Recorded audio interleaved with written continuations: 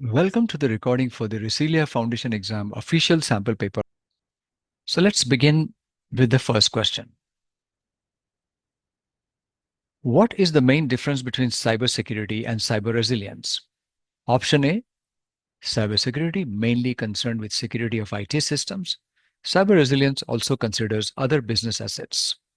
B, cybersecurity mainly concerned with isolated systems. Cyber resilience also considers the impact of internet connectivity. C, cybersecurity mainly concerned with protecting assets, and cyber resilience also considers how to recover quickly after an incident. D, cybersecurity is mainly concerned with technology controls, and cyber resilience also considers the need for people and process controls. So what we see here is that for cyber resilience, it is adding to the purpose of cybersecurity. So think about this. I'll give you a few seconds before I reveal and explain the answer. I will also take you through the relevant slides from the courseware where I will be showing you the evidence of the correct answer.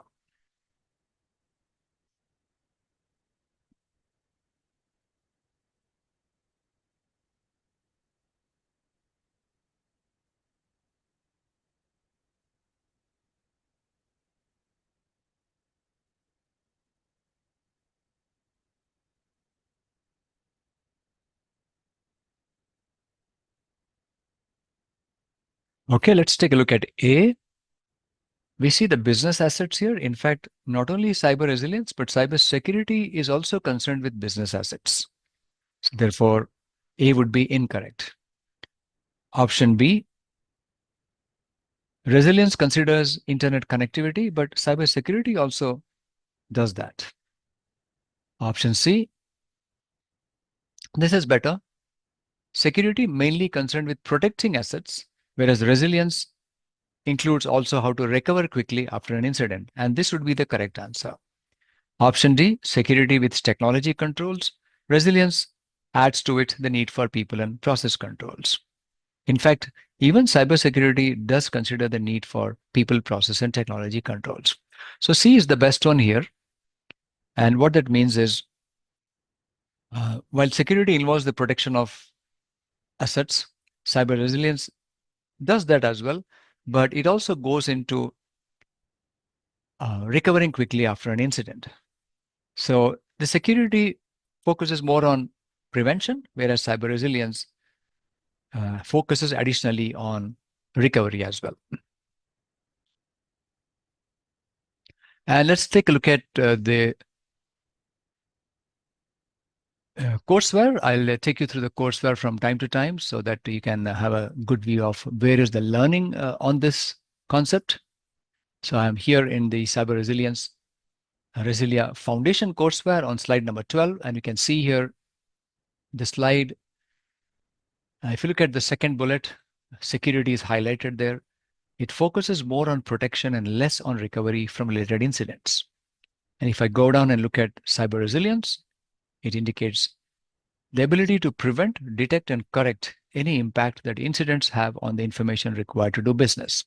So that's where we can see the difference between the two. So that makes us understand why C was the correct answer. Let's move on to the next question. What is the purpose of a detective control? A, to prevent an incident from occurring. B, to identify the occurrence of an incident. C, to respond to an incident after it occurs. Or D, to correct the situation after an incident. This seems to be an easier question.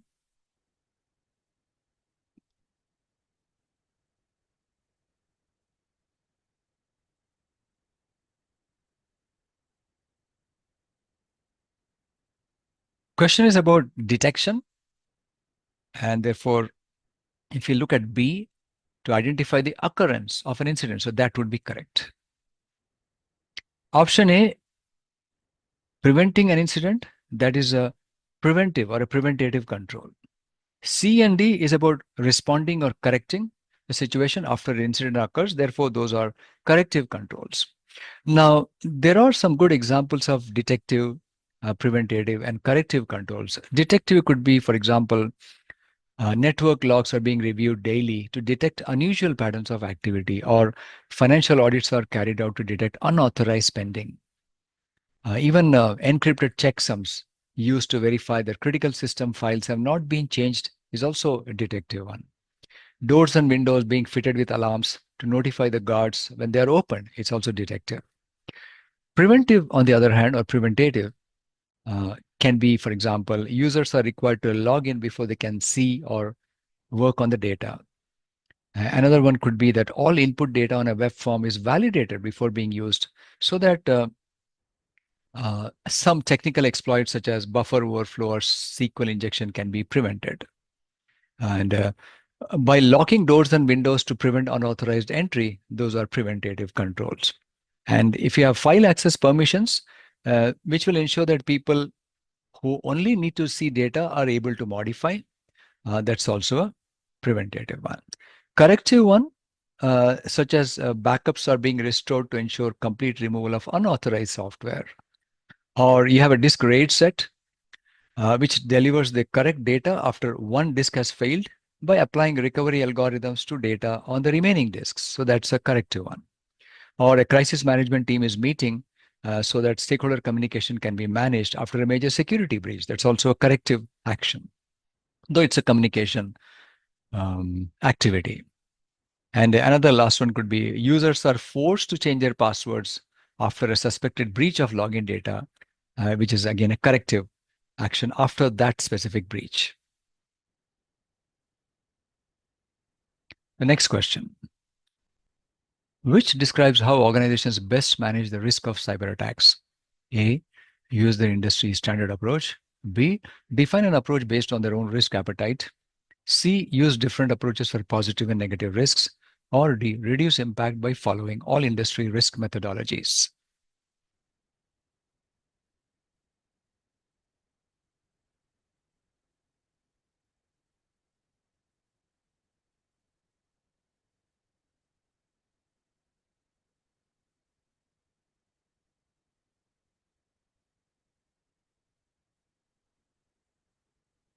So let's take a look at this now. Now, every organization is different. Therefore, each one will have their own way of managing the risk of cyber attacks rather than A, using an industry standard approach. B, define approach based on their own risk appetite. That would be correct. So B is correct. C, use different approaches for positive and negative risks. Again, we come back to the same principle that every organization is different and they will have the approach based on their own needs, such as their own risk appetite. Option D, reducing impact by following all industry risk methodologies. That may not be a good one because following all the methodologies may not reduce the impact. It depends on first ascertaining the risk appetite and then managing the risk of cyber attacks. So let's take a look at the evidence in your training courseware. Risk management slide number 31. We have the bottommost point here. Each organization has its own risk tolerance, and it is the responsibility of the board of directors to define the risk appetite and the risk management approach. And if you look at the topmost bullet here, the management of cyber resilience is mainly about managing risks and implement preventive, detective, and corrective control actions. And then there are some other things here. The third bullet, formal risk management enables better decision making based on understanding of risks and their likely impact on the achievement of business objectives. So this is where we can see how this works. So define the approach to manage the risk of cyber attacks based on their own risk appetite, rather than using any industry standard approach or different approaches for positive and negative risks, or following all the risk methodologies of the industry. Question number 4.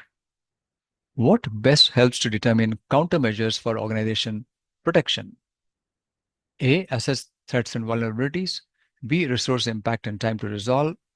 C, people governance and compliance. D, capability strengths and weaknesses.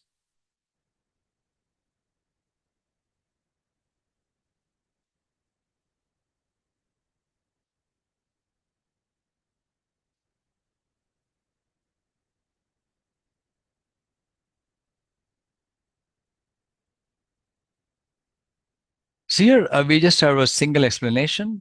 We need to consider assets, threats, and vulnerabilities for managing risk. So therefore, option A would be correct. The other options are not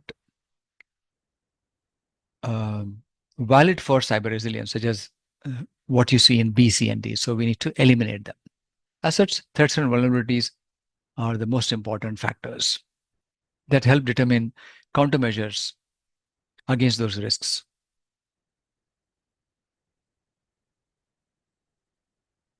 Next question. After the context for cyber resilience risks have been established, what activity must be carried out next? A. Analysis and evaluation of risk. B. Create risk assessment criteria. C. Risk identification. Or D. Risk treatment.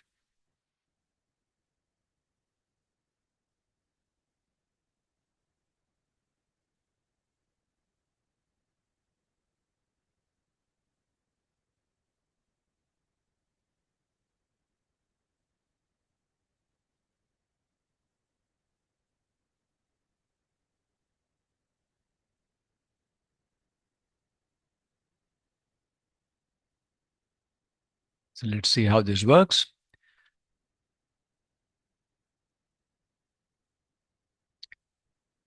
For this, you particularly need to understand the or follow the resilience risk management steps and not the general risk management steps from other literature. And the context has been established, and the next step would be to create the risk assessment criteria. So B would be correct here.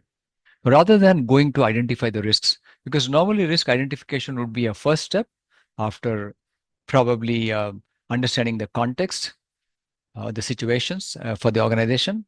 But there has to be a definition of the risk acceptance criteria and the assessment criteria as well before moving on to identify, analyze, and looking at the treatment options and then monitoring the risks on a continued basis. So let's take a look at the learning from risk management in the course. On slide 40, again from risk management, we have this picture at the right. We have the first step in this to establish context. And then the next disc that we see is establish criteria for risk assessment and then risk acceptance, and then only followed by risk identification, risk analysis and evaluation, risk treatment, and then risk monitoring and review. And that is why we have picked up B as the answer, creating risk assessment criteria.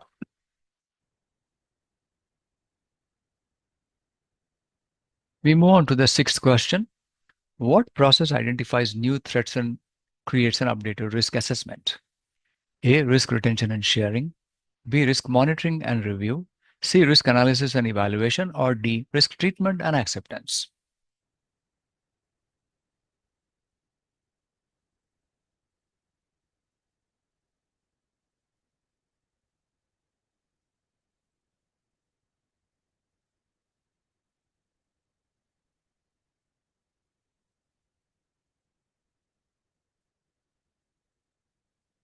So let's take a look at this one.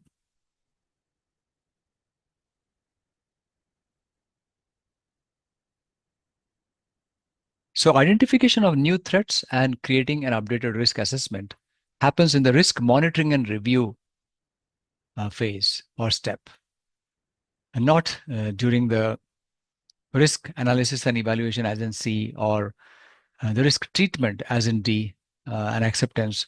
And one of the treatment or a couple of treatment methods are to share or retain the risk, which is option A. So B would be correct. And let's take a look at the courseware to just understand this answer more clearly. We have slide 55 in the courseware from risk management, and we can see here the third bullet as part of the risk monitoring and review that new threats are identified and result in updated risk assessments. That's where we have the evidence of the correct answer. We move on to question number 7. What information must the risk register contain? A. Risk analysis and evaluation. B. Risk descriptions and owners. C. Risk inputs and outputs. D. Positive and negative checklist for risks.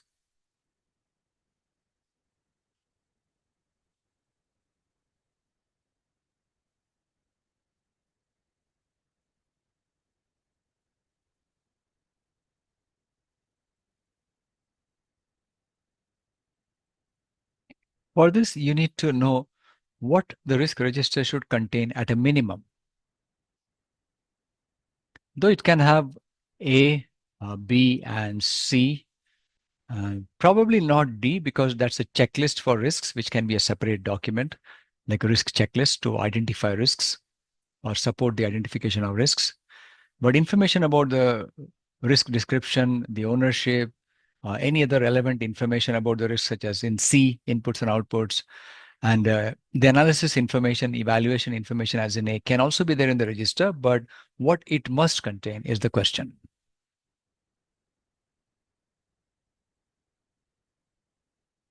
And here, the risk register must contain the risk description and the owners of each risk. And this we need to look into the courseware on slide number 44. In this box here, under risk identification, the risk register will capture the identified risks. And it says here, they should document the risks, their owners, asset details pertaining to the associated risk, the threats and vulnerabilities to those assets, and status of the risk. And it should be up to date for these items. And it can include the other information also, but these are must.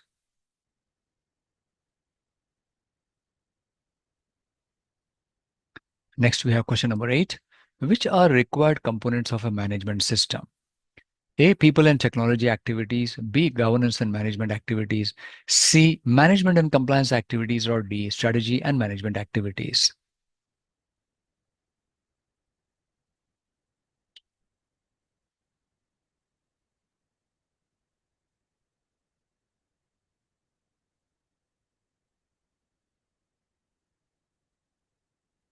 This question is about the components of a management system.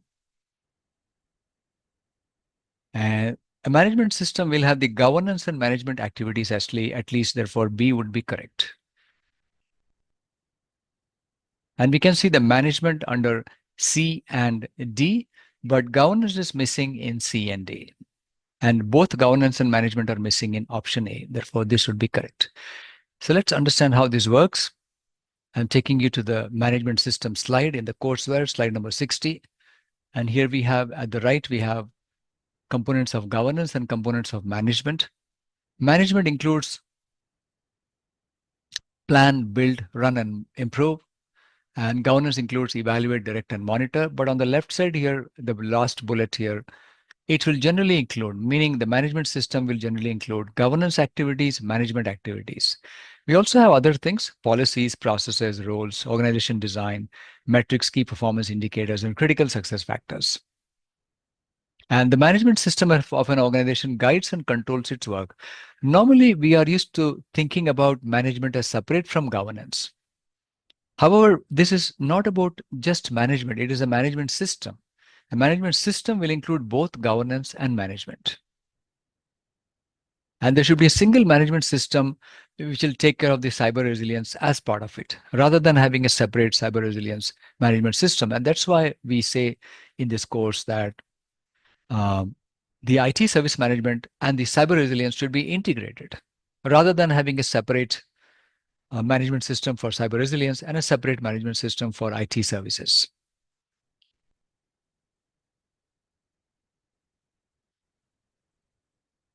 Next question, number 9. What is the best description of management activities? A, to evaluate, direct, and monitor to ensure expectations are met.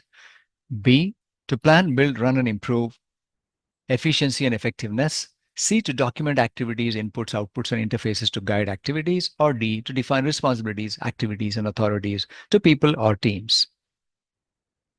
You should be able to get the answer quickly on this, because we just saw that slide with those pictures there, indicating or reflecting the governance activities and the management activities.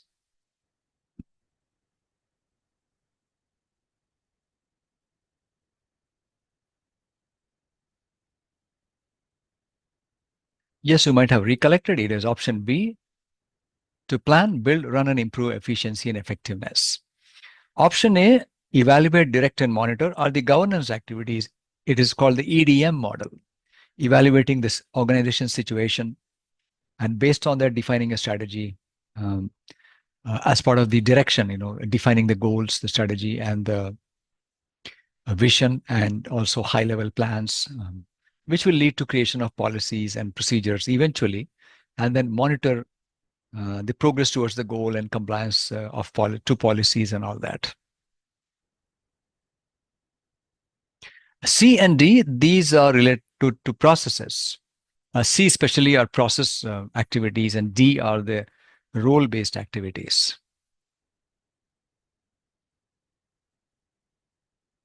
Number 10, which cyber resilience activity should be aligned with IT service strategy? A, understanding the roles and responsibilities for a cyber resilience team. B, understanding the business requirements for cyber resilience. C, defining a service catalog for cyber resilience assets. Or D, defining requirements for cyber resilience audits.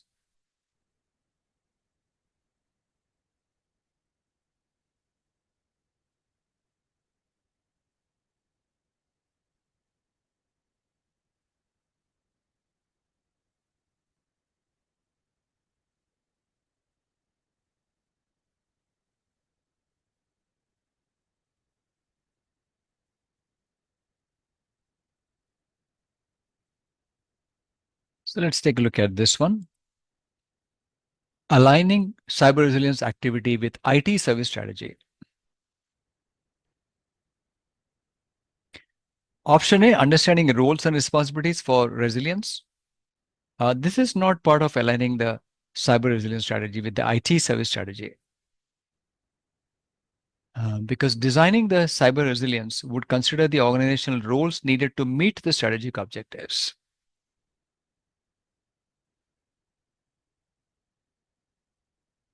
Then option B, understanding the business requirements for cyber resilience. This would be correct.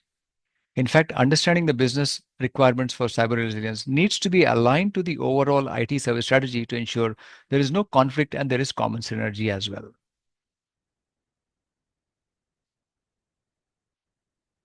Option C, that is also incorrect. Even though service catalog is part of the IT service strategy, the cyber resilience assets would not be included except those which are within the context of their capability as a service. Option D, defining requirements for cyber resilience audits.